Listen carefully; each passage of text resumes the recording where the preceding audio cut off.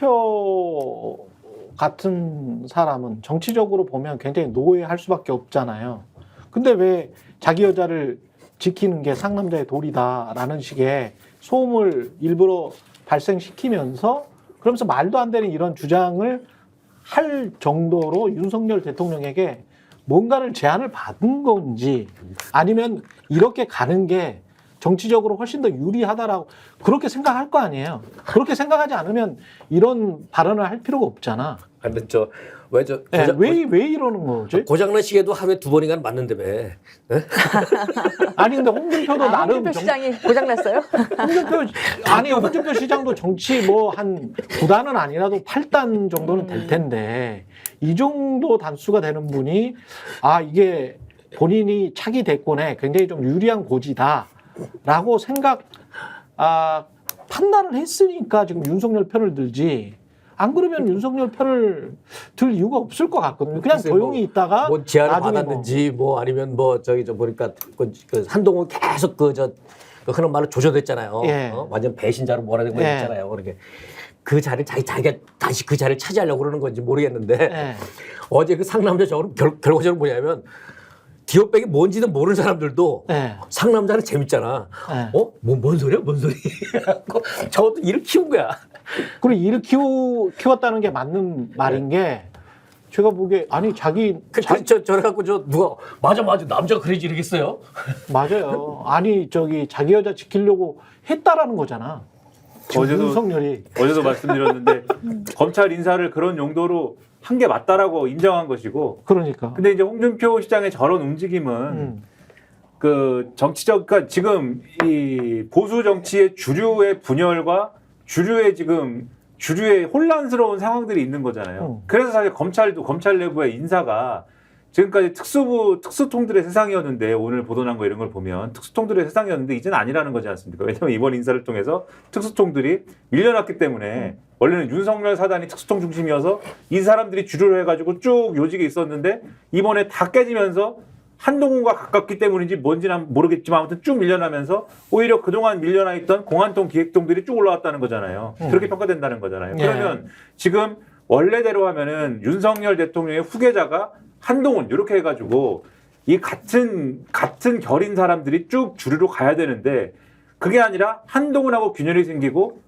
공백이 생기는 거지 않습니까? 그리고 윤석열 대통령은 왜 그러는지 저는 잘 이해가 안 되지만 한동훈이 지금 최대의 적이어서 그 여당 내의 어떤 그 당권 구도와 관련돼서는 한동훈을 막기 위해서 적외적은 내 편이야라고 지금까지 등 돌렸던 사람들하고 다 손잡는 구도인 거잖아요. 지금 예. 나경원, 홍준표. 그러면 홍준표 시장 입장에서는 요거를 잘 이용해야 되는데 지난번에 대선 후보 때 사실 뼈 아팠던 게 뭐예요? 홍준표 시장이 본인이 얘기하는 게 뼈 아팠던 게 자기는 어쨌든 국민들과 2030 세대에 있어서는 인기가 많았다는 겁니다. 그러니까 민심은 확실히 그런 거냐는 저는 의문인데 나는 민심에 있어서는 확실한 강점이 있었다. 근데 어디서 졌느냐? 당심에서 졌다. 그러면 당심에서의 지금의 나름대로의 그 싸움을 해야 되는데 당심을 가져가기 위한 싸움을 해야 되는데 한동훈 쪽으로 쏠려가는 당심은 지금 명확한 거잖아요. 근데 지금 홍준표 시장이 한동훈 쪽으로 가는 당심을 끌어당길 수는 없는 거잖아요. 그러니까 윤석열 쪽으로 가야 되는 당심을 자기가 가져가야 되는 거죠, 지금은. 그래서 내가 원래 갖고 있는 민심, 난 솔직하고 화통하고 상남자라고 하고 그런 스타일을 유지하면서 그런 스타일로 윤석열 편을 드는 걸로 원래는 윤석열이 지난번에 가져갔던 당심을 가져가려는 전략인 건데 제가 볼 때는 그게 먹힐 거냐. 왜냐하면 뒤로 가면 갈수록 원래 지난 대선 후보 경선에서 윤석열 쪽으로 쏠렸던 당심은 계속 와야 되고 흩어지면서 윤석열 스타일로 머물지 않을 거고 다른 스타일로 쏠릴 수밖에 없는데 지금 그걸 가져가겠다고 이렇게 편드는 게 맞는 전략이냐. 저는 아니라고 봅니다. 홍준표 좀 재밌는 얘기 해볼까요? 예.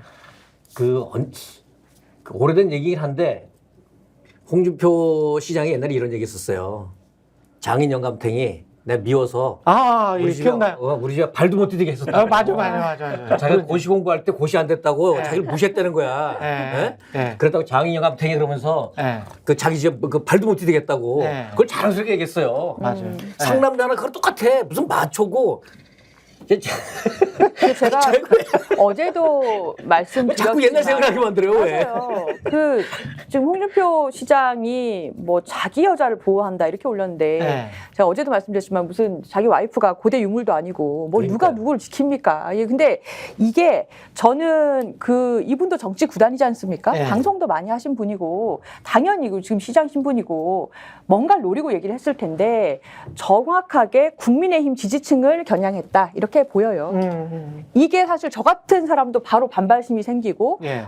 이를 굉장히 거부감 드러내는 말인데 일부러 이 자기 여자 하나 보호 못하는 사람으로 시작되는 글을 이렇게 그렇지. 올린 것은 이거는 다 상당히 대구, 경북 지역의 60대, 70대, 80대로 이루어진 국민의힘의 코어 지지층은 정확히 먹히는 말이다. 뭐 그런 생각을 할 수도 있지. 갑자기 그런 생각이 들 수도 있죠. 이분들은 이제 공과 사의 구별이 잘 안 되는 민주주의 교육을 우리가 뭐 독재 권위주의 시대에 계속 살았었으니까.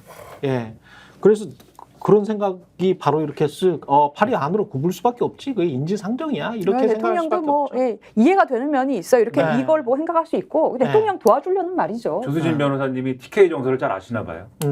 예, 제가 고향이 이제 부산이지만 대구에서 쭉 자랐고요. 그렇지. 예, 대학교까지 네. 대구에서 나왔기 때문에 저는 이제 홍 시장님이 대구 민심을 대변했다 이렇게도 나는 볼 수 있다고 봐요. 근데 대구 홍 민심이 시장님을 아니고. 홍 시장님을 정확히 알 수밖에 없어요. 왜냐하면 홍준표 시장도 고향은 사실 대구 아닙니다. 아니. 경남 창녕이잖아요.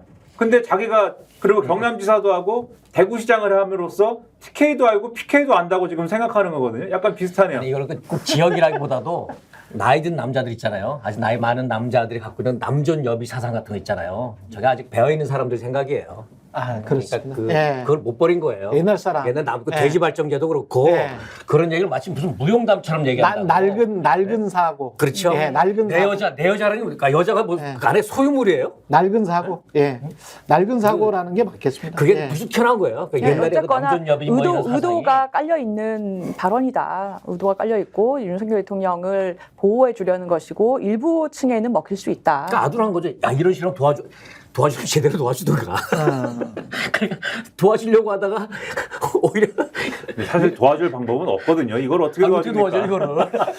누가 봐도 의도가 근데 정확한데. 그럼에도 불구하고 여하튼 대통령실과 국민의힘은 확실히 본인들이 가던 길을 간다. 그러니까 김건희 지키고 대통령 지키고 그리고 야권을 검찰로 공격하는 거는 그대로 갈 것 같다라고 확신을 하게 된 건 김민전 수석 대변인으로 임명했을 때 그걸로 모든 게 저는 말해준다. 그게 모든 걸 말해준다라고 봐요. 왜냐하면 김민전 경희대 교수가 지금 당선됐죠. 예, 네, 네, 당선입니다. 당선되신 분인데 이 사람이 계속 그 라디오 방송이랄지 이런 데 나와가지고 야, 그 왜 김정숙 여사도 비슷한 건 있었고 다 수사해. 삼여사 특검하자 삼여사 그랬습니다. 특검하자라고 하고 그런 식의 어떤 소음을 생산해서 전형적으로 물타기를 하는 그런 식의 지금 정치적인 미디어 스핀을 하고 있는 거거든요. 근데 이제 그렇게 하는 사람을 해왔다 그런 말을 해왔던 사람을 수석 대변인 앉혔잖아요. 그거는 앞으로 국민의힘과 대통령실이 이 전략으로 가겠다라는 거야. 근데 이게 네. 좀 전에 얘기한 게 저왜 흙탕물 만들어서 본질을 흐린다 그러잖아요. 그렇죠. 네. 이제 나만 그래? 너도 그렇잖아. 얘도 그렇죠. 그렇잖아. 하고 다 네. 묶어갖고 안 가리고 흙탕물 만들면 안 보이잖아요. 그렇죠. 본질을 흐리자고 하는 건데 그런다고 해서 이게 이미 있던 일이 없어지겠어요? 내가 보기에는 지금 윤석열 대통령은 검찰에게 자기 후배 검사들에게 불가능한 예를 지금 강요하고 있는 거예요. 네. 그 없던 일을 해.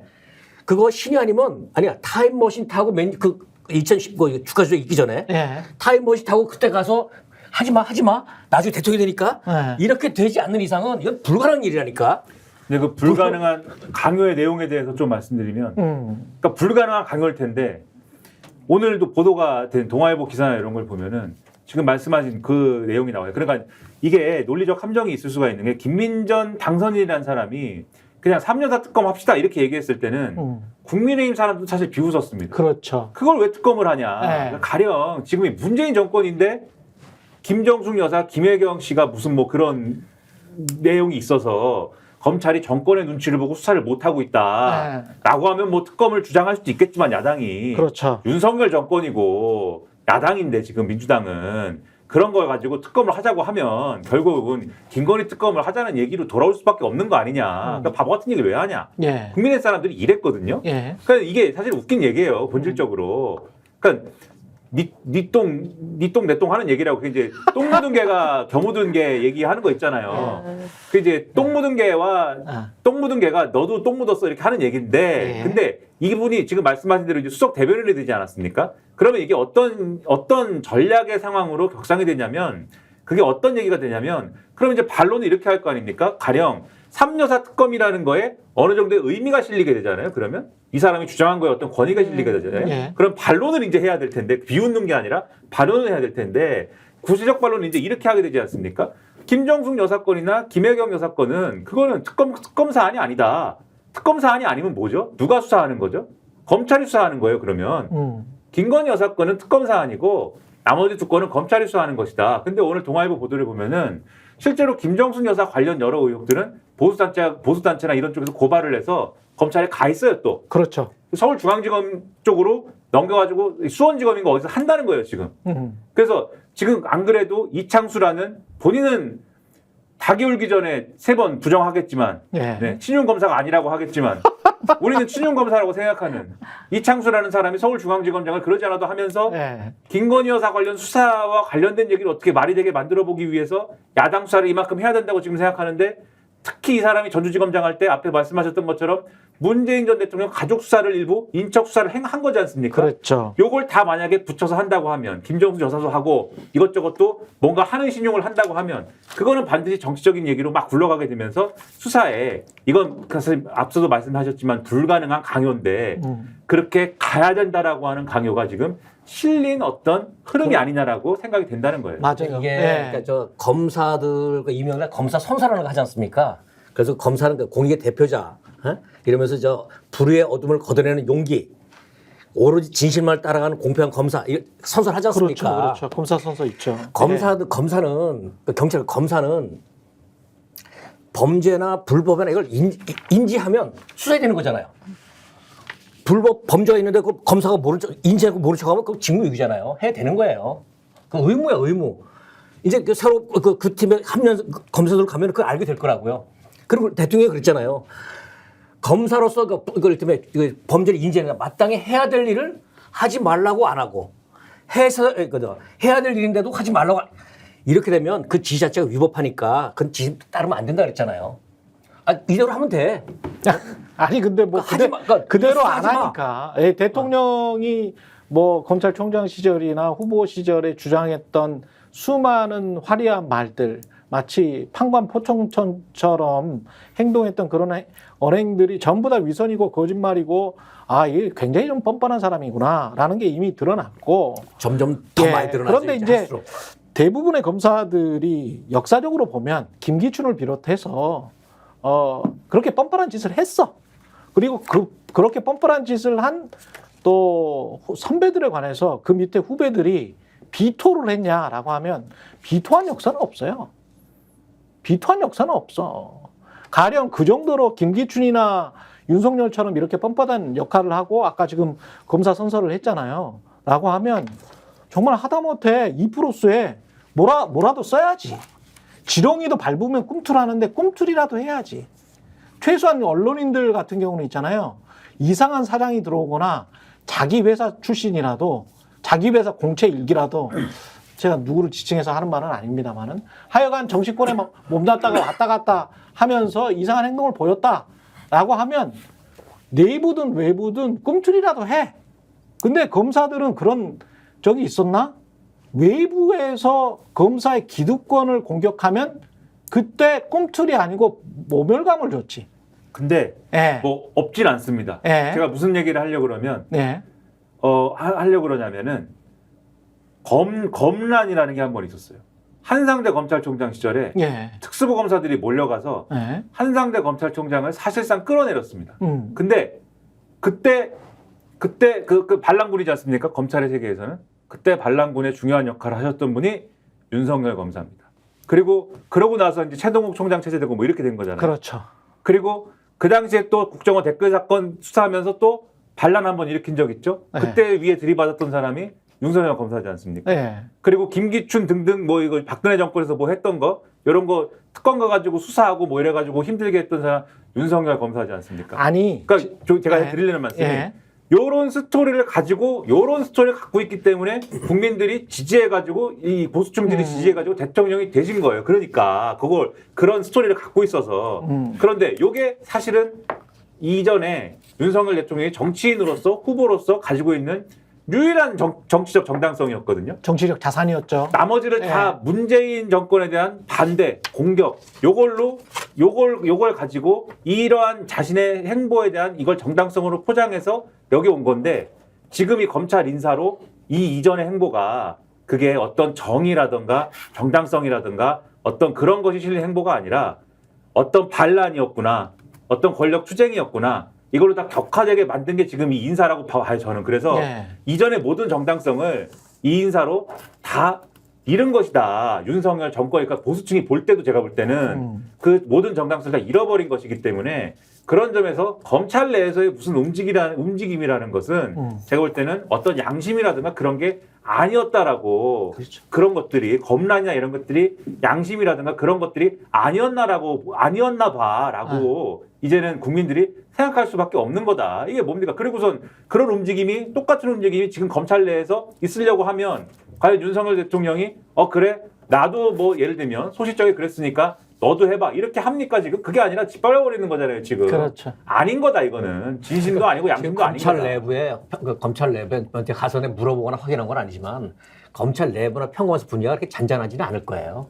아니 실제로 이제 그런 증언은 들었는데 술렁술렁하고 아래서는 막 요동치고 있을 거예요. 한번 보자. 위 바꿨잖아요.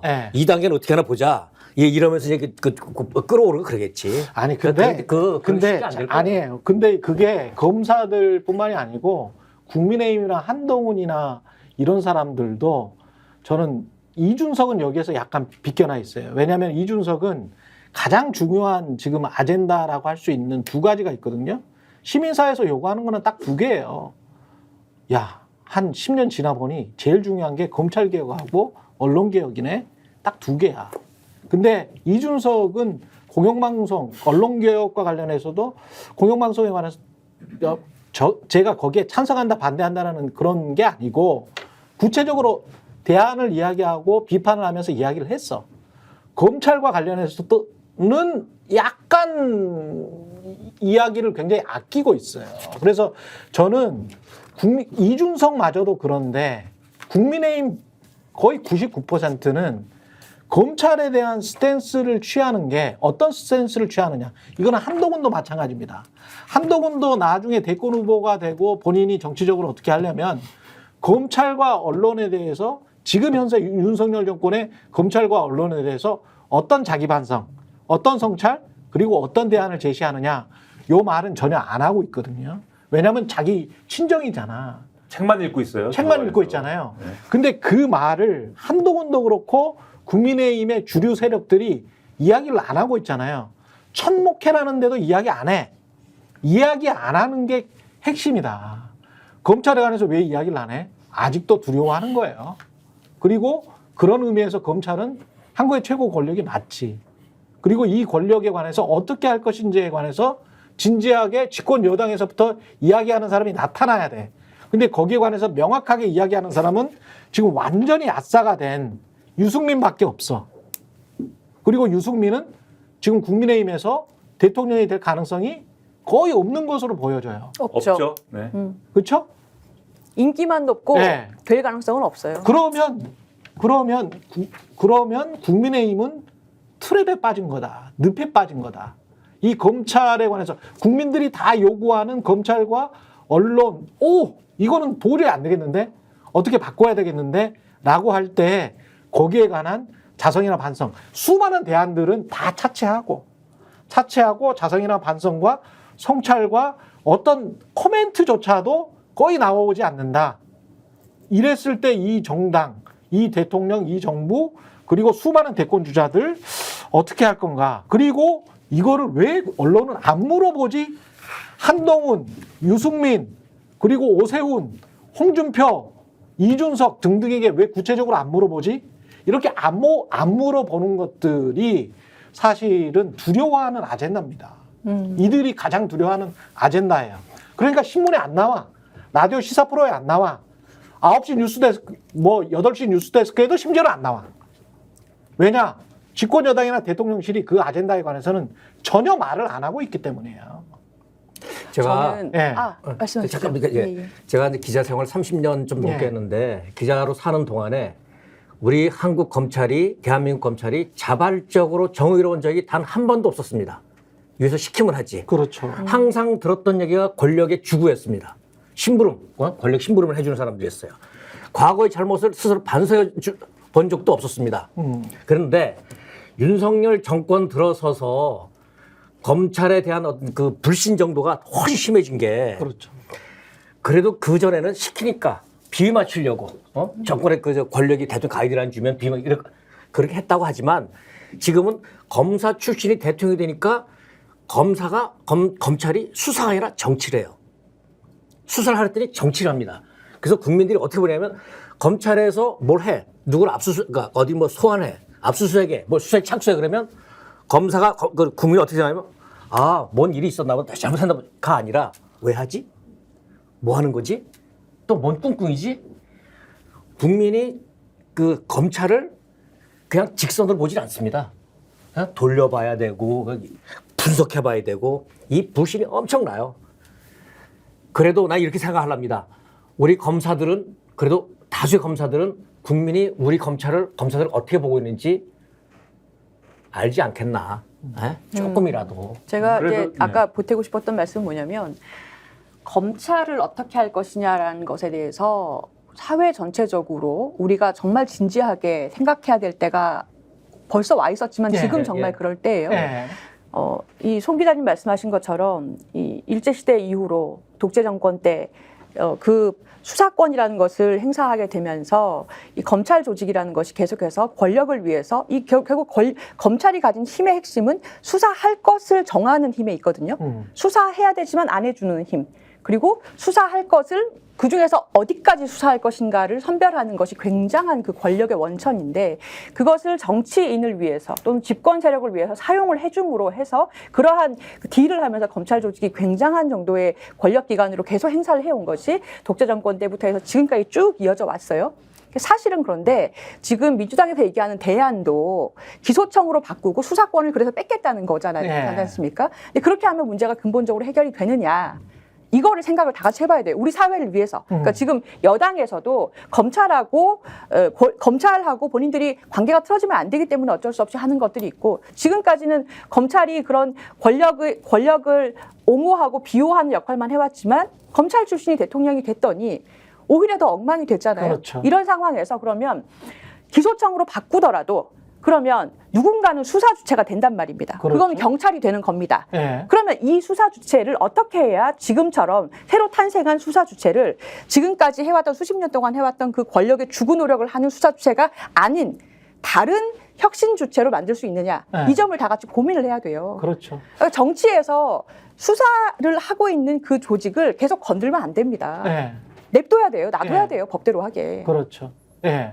그렇죠. 그리고 그런 개입을 시도하는 것에 대한 견제가 가능한 어떤 그런 시스템들을 만들어야 되고 수사도 마찬가지죠. 수사를 한쪽에서 다 몰아서 할 수 있게 해주는 게 아니라 상호 견제가 가능한 어떤 그렇죠. 시스템들이 있어야 되는 맞습니다. 거고 그것을 일상적으로 감시할 수 있는 어떤 시스템이 있어야 되는 것이고 예. 그런 걸 어떻게 잘 만들 수 있을 거냐에 대한 종합적인 로드맵이 있어야 되는 거고 그런 게 있어야 되는 건데 사실 그런 로드맵을 잘 시민사회도 그렇고 지금 야당도 그렇고 여당은 말할 것도 갖고 있지 않다는 것이 완벽한 형태로는 갖고 있지 않다는 것이 여러모로 아쉬워서 앞으로 그런 것들을 제대로 논의하는 게 필요하다고 생각하고 근데 그런 건 분명히 있는 것 같아요. 지금 여당도 그렇고 검찰도 그렇고 분명히 윤석열 대통령, 윤석열 정권 때문에 망한다라는 거에 대한 생각은 분명히 있을 거다라고 생각합니다. 그러니까 그 처음에 윤석열 대통령이 됐을 때 그 검사 중에 한 명이 퇴직 검사 중에 한 명이 라디오 프로그램에 나온 적이 있었거든요. 근데 그 사람이 뭐 예를 들면은 지난 정권에서 이 보수 언론이나 이런 데서 무슨 친문 검사를 했던 사람은 아니에요. 일부 언론에서는 무슨 특수통이라고 하고 막 이랬거든요. 근데 윤석열 사단은 아닌데 근데 아무튼 애매한 어떤 그런 검사인데 나와가지고 그런 말씀을 하는 거예요. 윤석열 대통령 시대이기 때문에 오히려 검찰은 정말 미중의 위기를 겪을 것이다. 오히려 존폐의 위기를 걱정하게 될 것이다. 사실은 그 얘기한 검사들이 많이 있어요. 그렇죠. 윤석열 검사가 대통령이 됐기 때문에 오히려 큰 위기를 맞을 것이다. 그 지금 여당도 비슷한 생각을 하고 있는 사람들이 있을 겁니다. 밑에서는 윤석열 대통령이기 때문에 우린 지금 엄청난 위기를 겪을 수밖에 없다. 이 정권 말에 가면 갈수록 그러한 위기는 훨씬 더 커질 거예요. 그게 이 예를 들면 검찰개혁 논의라든가 보수 정치의 리뉴얼이라는 어떤 그런 논의에 대해서 좋은 영향을 미치면은 그거는 정말 이 우리 사회가 그러한 어떤 위기감을 잘 소화하는 것이지만 그게 아니라 이상한 방향으로 갈 수도 있는 거거든요. 그렇게 가지 않기 위해서 노력을 했으면 좋겠는데 별로 좋은 예감은 안 들어요. 네. 검찰 개혁도 그렇고 언론 개혁도 그렇고 한번 특집으로 그것만 한번 집중적으로 다뤄볼 필요가 있을 것 같습니다. 예. 이거 할 때 너무 또 이제 규제 위주의 뭐 어떻게 얘는 죽이고 얘는 살리고 이런 마인드셋보다는 진짜 시장주의 원칙으로 저는 접근해야 된다고 보거든요. 다수의 공정하고 자유로운 경쟁을 통해서 그걸 투명하게 공개를 하고 보상 체계를 확실하게 해주면 특히 뭐 수사든 기소든 뭐 이런 것들도 비슷하게만 해주면 아까 지금 이야기 나온 것처럼 누가 독점을 해가지고 수사하고 기소하고 은밀하게 자기들끼리 이야기하고 야 내사 중지시켜 야 아니면 그거 야 더 붙여 사람 더 붙여서 더 죽여 그거 다 전화로 이루어지는 일들이거든요. 그런 모든 것들을 투명하고 공개하고 다수가 기소나 수사를 할 수 있는 그런 역할이 돼서 서로가 어떤 업적 쌓기 경쟁을 하고 그걸 주권자들에게 보여줄 수 있는 그런 시스템이 된다면 그래서 언론도 사실은 독과점적인 어떤 뭐가 딱 잡아서 공정하게 누가 한 사람이 쫙 이야기해주는 그 시스템이 한국에서는 좀 무리지 않나, 무리지 않나 싶습니다. 사실 그게 무리여서 유튜브가 이렇게 막 활개를 치고 SNS가 막 만개를 하고 한 이 한국 시장에서 금방금방 선거 결과가 바뀐 거 아닌가. 민주주의 원칙에 오히려 충실하게 된 거 아닌가. 그런 생각이 들어요. 만약에 과거처럼 KBS와 MBC 두 개가 다 잡고 조중동이 다 잡았어. 그리고 그게 여론시장의 90%야. 지금처럼 유튜브가 한 50%가 아니고 그랬다면 선거 결과가 판판이 비슷했을걸요. 그러니까 이게 인터넷 이후에 세상이 바뀐 게 아날로그 시절에는 신문 방송 매일 안 됐잖아요. 그렇죠. 요거만 권력이 장악하면 그렇지. 일반 국민들은 몰라 무슨 일이 있었는지. 그렇지. 지금 근데 통제가 안 된다니까요. 지금 권력은 이 안에 용산에 권력이 있는 게 아니라 이 안에 있습니다. 권력이. 그렇죠. 우리 기자들한테 있지도 않고요. 지금은 어떤 세상이냐면 그 자판 몇 번 두들기면 다 나옵니다. 다 나옵니다. 검찰 권력도 그렇게 가야 되지 않나 싶어요.